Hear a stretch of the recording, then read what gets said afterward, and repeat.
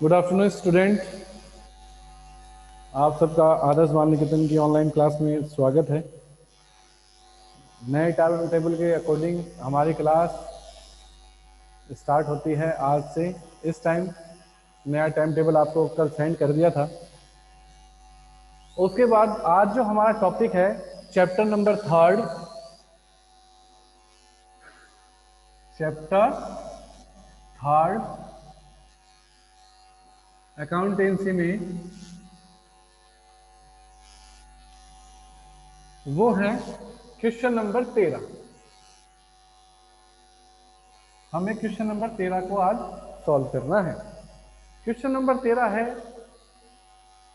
जो joint life policy को लेके है कि संयुक्त एक पॉलिसी ली जाएगी। अब जॉइंट लाइफ पॉलिसी क्या होगी, संयुक्त जीवन बीमा पॉलिसी क्या होगी, उसके बारे में वीडियो के अनुसार आप मैं बोलता रहूँगा, लिखना हो तो राइट डाउन कर लेना, और जो ऑफलाइन बैठे हैं वो चाहे तो राइट डाउन कर सकते हैं। तो संयुक्त जीवन बीमा पॉलिसी होती है जब समस्त साझेदारों के मध्य एक ही पॉलिसी ली जाए। समस्त साझेदारों के बीच में कितनी पॉलिसी ली जाए? एक पॉलिसी सभी के ऊपर, उसे कहते हैं संयुक्त जीवन बीमा पॉलिसी, यानी जॉइंट लाइफ पॉलिसी। सभी पार्टनर्स पे एक। अब सभी पार्टनर्स पे आपने एक पॉलिसी तो ले ली, जिसे बोला गया जॉइंट लाइफ पॉलिसी, शॉर्ट में JLP। अब इस JLP का प्रीमियम कौन चुकाएगा? फर्म चुकाएगी। प्रीमियम कौन चुकाएगा? फर्म। हर पॉलिसी का एक प्रीमियम अमाउंट जरूर होता है कि भाई आपको कितना प्रीमियम इसमें पे करना है, उतना आपको हर साल के साल पेमेंट करना होता है, उसे कहते हैं प्रीमियम उस पॉलिसी। अब पॉलिसी का प्रीमियम फर्म चुकाएगी।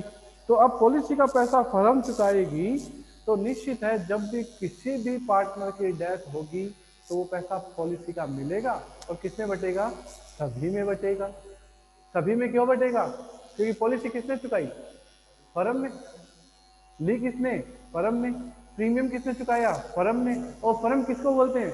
साझेदारों के सामूहिक रूप को। फर्म किसको बोलते हैं? साझेदारों के सामूहिक। तो जितना भी पॉलिसी का पैसा आएगा वो किसमें बटेगा? सभी साझेदारों में बांट दिया जाएगा। ठीक है। अब बात है कि इस प्रीमियम का जो JLP पे हम प्रीमियम चुकाएंगे उसके अलग अलग ट्रीटमेंट है। अलग अलग ट्रीटमेंट का मतलब है 3 प्रकार से ट्रीटमेंट है, और 13 के पर्सन में ये तीनों ट्रीटमेंट कुछ हैं।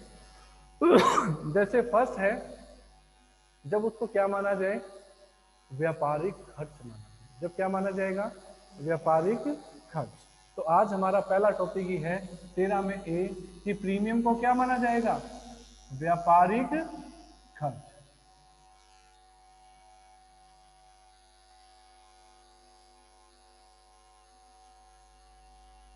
प्रीमियम है व्यापारिक खर्च। अब प्रीमियम जब व्यापारिक खर्च है तो उसमें कौन कौन सी एंट्री होने वाली है? मैं फिर बोल रहा हूँ, आप अगर नोट्स में अपना लिखना चाहो तो लिख लेना कि प्रीमियम को जब व्यापारिक खर्च माना जाए तो हर साल 2 एंट्री होती है। एक तो पहले दिन एंट्री होती है JLP account DR2 bank, premium की राशि, और दूसरी होती है साल के लास्ट में profit and loss account DR2 JLP। किस राशि से? प्रीमियम की राशि से, दोनों हर साल। लेकिन जिस साल साझेदार की मृत्यु होगी उस साल क्या प्रविष्टि होगी? तो एक तो पहली तारीख को हो जाएगी JLP account DR2 bank, premium तो चुकाओगे 1 तारीख को JLP अकाउंट DR2 बैंक। वो अगला मर गया तो मर गया तो पैसा मिलेगा। मिलेगा तो एंट्री क्या होगी? Bank account DR2 JLP, bank account DR2 JLP amount मिल जाएगी, और फिर वो JLP किस में बढ़ जाएगी? आल पार्टनर्स में। JLP account DR2 all partners, और हो गया प्रश्न में। व्यापारिक खर्च मानते हैं तो ये प्रश्न होता है। ठीक है। तो अब हमारा 13 का प्रश्न अपन पढ़ते हैं। उस 13 के प्रश्न को पढ़कर उसकी जो डिमांड है उसको क्लियर करते हैं कि उस 13 के प्रश्न में क्या क्या डिमांड थी। देखो 13 का क्वेश्चन,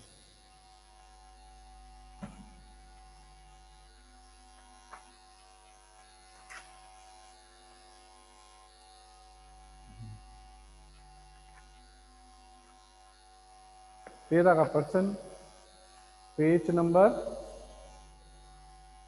155, और मैं पढ़ रहा हूँ। ABC एक फर्म में 2-2-1 अनुपात में लाभ हानि बांटते हुए साझेदार हैं।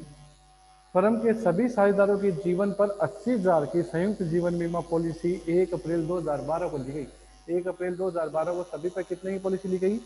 80,000 की। पॉलिसी का वार्षिकी प्रीमियम 6,000 रुपये है, पर्सन में लिखा हुआ नहीं है। किसी के में नहीं लिखा हुआ तो लिख लेना। प्रीमियम कितना रुपए है? 6,000। और पॉलिसी का समर्पण मूल्य इस प्रकार है: 31 मार्च 2013 को 0, 31 मार्च 2014 को 2,000, 31 मार्च 2015 को 4,000, 31 मार्च 2016 को 6,000। मैंने अभी प्रीमियम का समर्पण मूल्य के लिए कुछ बोला क्या? नहीं बोला, तो अभी हमें इससे कोई मतलब नहीं है। जब क्या माना जाए? व्यापारिक खर्च। आगे है 1 जून 2016 को सी की मृत्यु हो जाती है। सी की मृत्यु कब हो जाएगी? 1 जून 2016 को। आवश्यक खाते बनाइए। पहला पॉइंट है प्रीमियम को व्यापारिक खर्च माना जाता है। तो प्रीमियम को व्यापारिक खर्च मानते हैं तो क्या बनेगा? तो कौन सा अकाउंट बनेगा? किसकी एंट्री बोली मैंने? जेएलपी की। तो अकाउंट का नाम क्या होगा? जेएलपी। तो खेचो जेएलपी अकाउंट।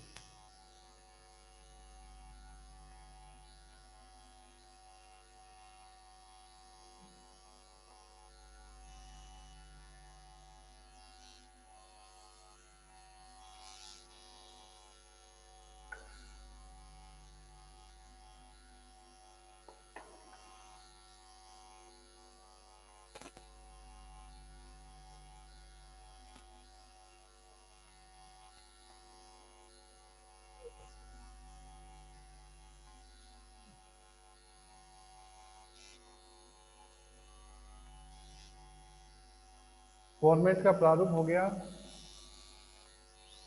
डेट, पर्टिकुलर,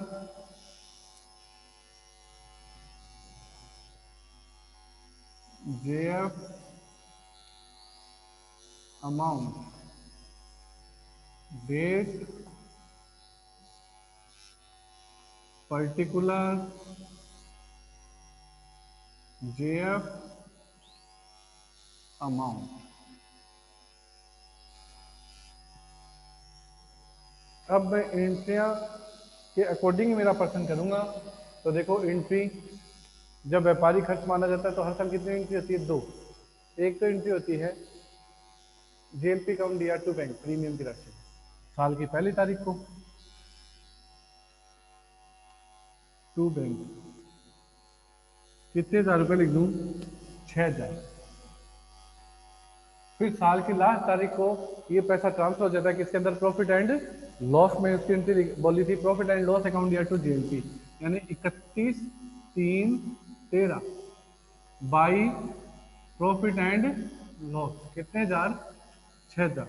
ये लो पहले साल खत्म हो गया।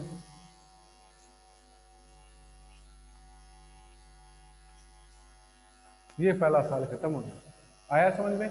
ऐसे मुझे कितने साल तक करना है? जब तक उसकी डेथ नहीं हो जाए। तो अगला हमारा साल कौन से स्टार्ट होगा? 1/4/13 टू बैंक। कितने रुपए दे दो? 6,000। 31/3/14 किसमें ट्रांसफर दो? By profit and loss. कितने हजार? 6,000।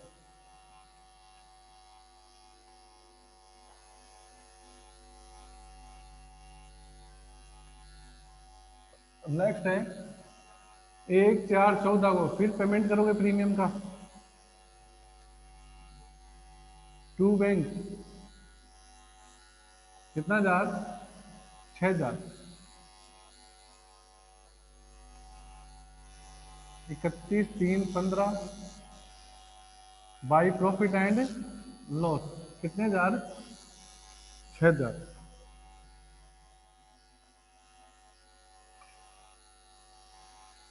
दोनों तरफ का जोड़ हो जाएगा।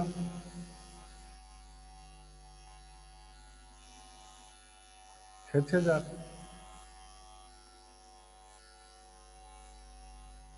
नेक्स्ट 1/4/15 को टू बैंक। कितने रुपए लिख दो? 6,000। और ट्रांसफर कर दो 31,316 बाई प्रॉफिट एंड लॉस कितना हजार 6,000।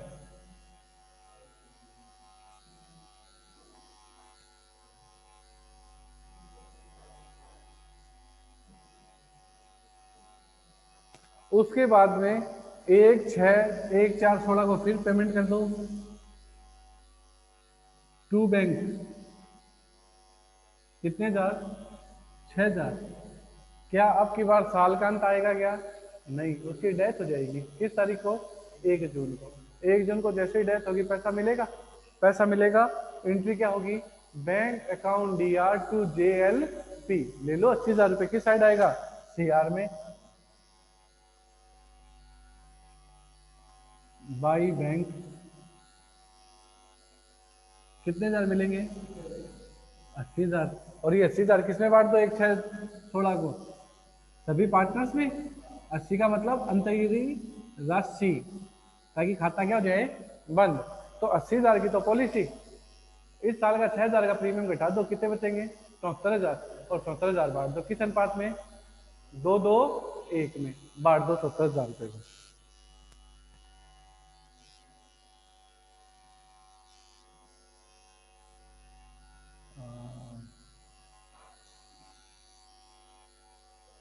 तो 70,000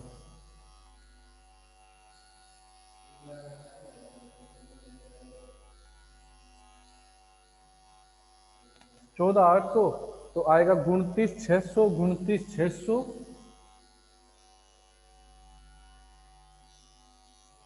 और 14,800 80,000।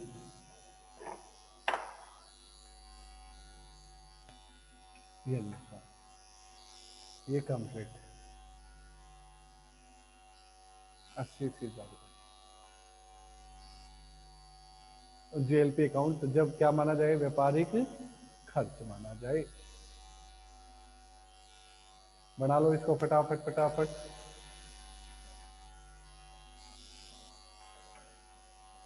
साथ साथ बना लिया करो ना ताकि हमारा टाइम बच जाए क्योंकि ऑनलाइन वीडियो बन रहा है तो टाइम सेव हो जाएगा।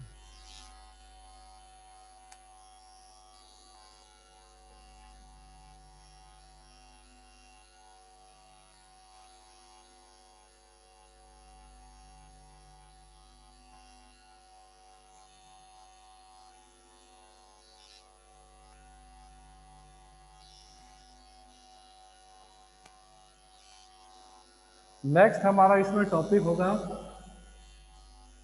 प्रीमियम को क्या माना जाता है विनियोग माना जाता है।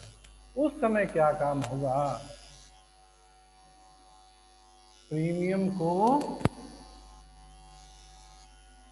विनियोग माना जाए। प्रीमियम को क्या माना जाए विनियोग माना जाए। अब जब प्रीमियम को विनियोग माना जाएगा तो उस समय हमारी एंट्री क्या क्या होंगी ये देखो। तो प्रीमियम को माना जाएगा विनियोग। अब प्रीमियम को विनियोग माना जाएगा तो प्रश्न में विनियोग कैसे, इसका मतलब होता है कुछ ना कुछ पैसा आपको पॉलिसी का मिल सकता है अभी तो वो विनियोग होगा। अब कुछ ना कुछ पॉलिसी का पैसा मिल सकता है तो वो क्या कहलाएगा समर्पण मूल्य। जब किसी पॉलिसी को समय से पहले समर्पित कर जो राशि प्राप्त हो सकती है उसे कौन सा मूल्य कहते हैं समर्पण मूल्य कहते हैं। क्या कहते हैं समर्पण मूल्य। और ये समर्पण मूल्य ही क्या कहलाता है विनियोग कहलाता है। कितने रुपए का आपने विनियोग कर रखा है हाँ जी हाँ उस समर्पण मूल्य को क्या कहते हैं विनियोग कहते हैं। ठीक है ना। कैसे हो सकता है प्रश्न में देखो 2013 13-14 14-15 15-16 ऐसे दे रखा है। ठीक है। अब इसका समर्पण मूल्य क्या दे रखा है पहली साल 0 फिर 2 फिर 4 फिर 6 ये दे रखा है समर्पण मूल्य सारे चाहिए, सारे चाहिए।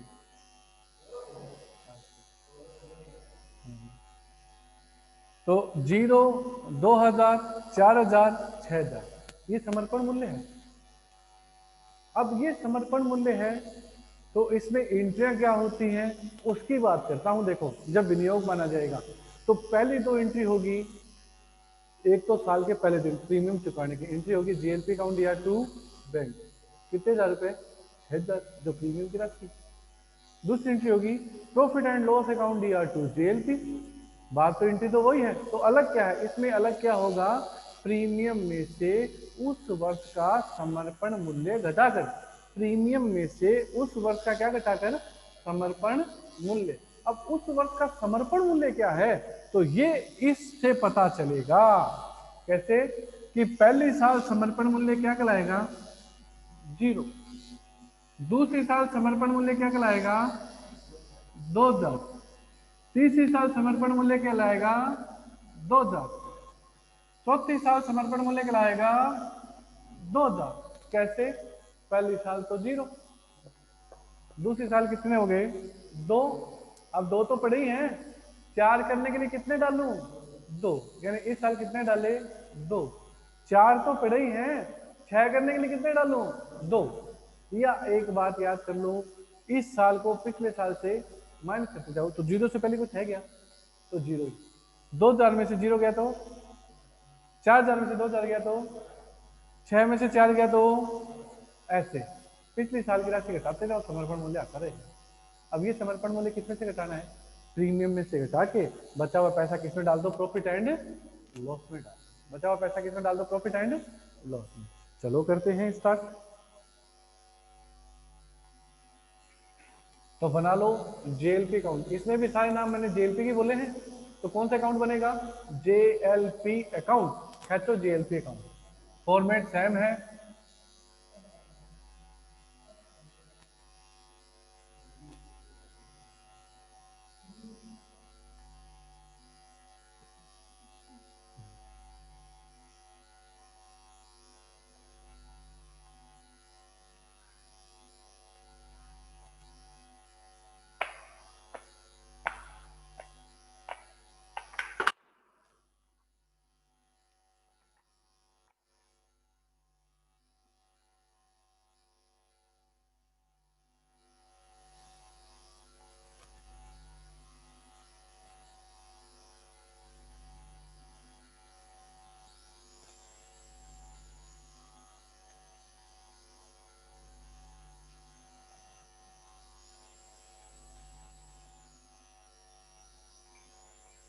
एंट्री वही बात, पहली एंट्री प्रीमियम चुकाने की 1412 टू बैंक, कितने हजार रुपए, 6000। फिर प्रॉफिट एंड लॉस में ट्रांसफर करेंगे 31/3/13 बाई प्रॉफिट एंड लॉस, कितने जीरो, कितने घटाने, 0, तो 6 के 6 transfer.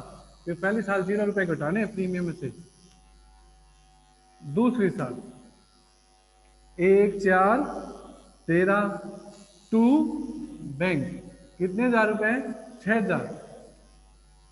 31/3/14 by profit and loss, कितने घटाऊं, 2, तो कितने आ जाएंगे, 4।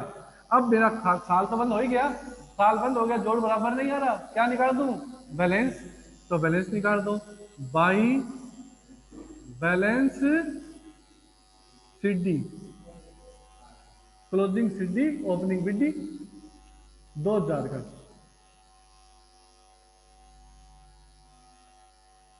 और जब भी सीडी आ जाए तो वो अगले साल का क्या बन जाता है, बीडी। 1414 टू बैलेंस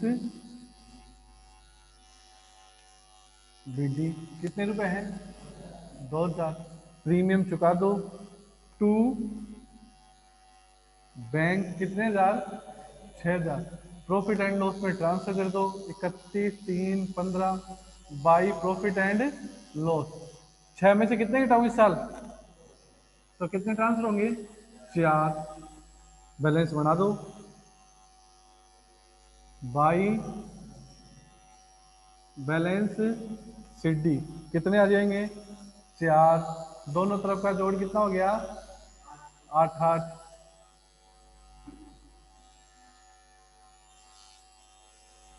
ट्रेड का टाइम थोड़ी ना हो गया ना ना सीडी को बढ़ाओ बीडी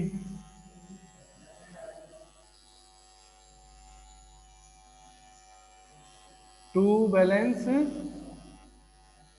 बीडी कितने 1000 रुपए आएंगे 4 प्रीमियम चुका दो टू बैंक 6000 इस साल प्रॉफिट एंड लॉस में कितने ट्रांसफर होंगे 2 घटा दो कितने ट्रांसफर हो जाएंगे नहीं 2 तो घटाने बेटा 4 ये घटाने हर साल है ना और बैलेंस शीट निकाल दो बाई बैलेंस सीडी 6000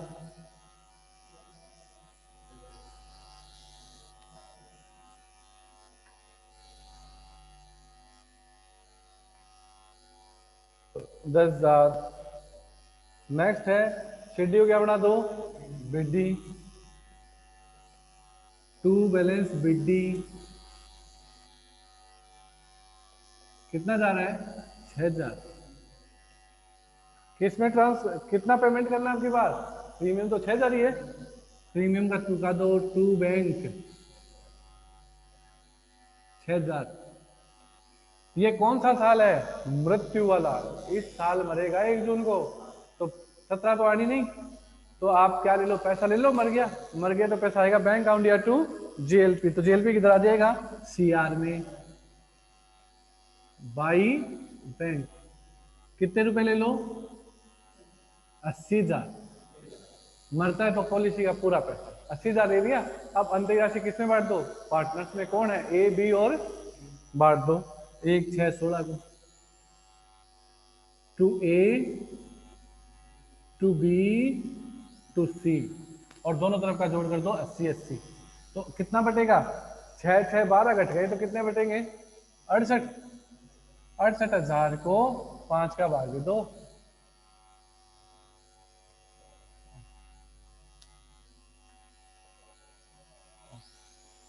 13,600 तो कितने हो गए 27,200 27,200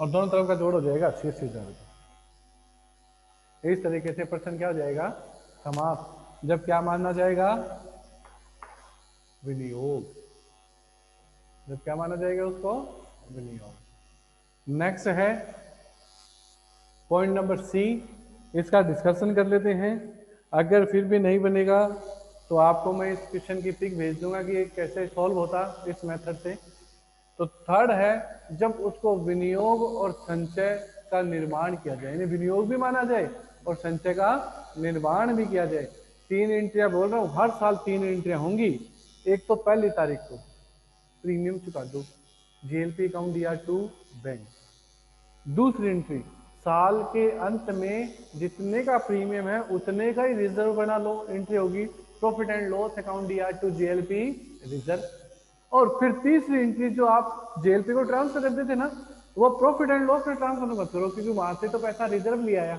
तो पैसा किस में ट्रांसफर कर दो रिजर्व में ट्रांसफर कर दो यानी एंट्री होगी जेएलपी रिजर्व अकाउंट दिया टू जेएलपी कौन सी राशि होगी प्रीमियम में से समर्पण मूल्य घटाकर यानी पहली साल तो 6 दूसरी साल कितने जाएंगे 4 अगली साल 4 उससे अगली साल 4 और दोनों खातों में बैलेंस सीडीबीडी बनती जाएगी सीडीबीडी बनाते रहो और खाते को फेरते रहो ये तो करनी है आपको 1 साल 2 साल 3 साल 4 साल तक तो एंट्री चलेंगी 2 खाते बनेंगे एक तो जेएलपी रिजर्व का बनेगा और एक किसका बन जाएगा जेएलपी फिर जैसे उसकी मृत्यु वाले वर्ष आएगी तो 1 तारीख का प्रीमियम तो चुकी गया जेएलपी अकाउंट दिया टू बैंक वो तो जेएलपी में टू बैंक तो आ ही जाएगा अब बताओ रिजर्व की जरूरत है क्या वो तो मर गया तो रिजर्व को क्या कर दो बंद रिजर्व को बंद करने की भी एंट्री यही होगी जो उसमें पैसे लाने की एंट्री होती है JLP reserve account DR to JLP तो रिजर्व के तो डीआर में आ जाएगा और जेएलपी के सीआर में आ जाएगा कौन सी अमाउंट से? जो रिजर्व में पड़ी है टोटल 6,000 रुपये मिलेंगे आपको, कि 6,000 का बैलेंस आएगा 6,000। तो रिजर्व का तो खाता हो गया बंद, और फिर पैसा ले लेना 80,000 रुपया बैंक अकाउंट या टू जेएलपी सीआर की तरफ 80,000 रुपये, और किस में बांट देना? ऑल पार्टनर्स में बांट देना। अंतिम राशि आएगी 74,000, और 74,000 को बांट देना, वही 29,629 जो आए थे ना अभी, ऐसे राशि खत्म। ऐसे बनेगा प्रश्न नंबर सी पॉइंट।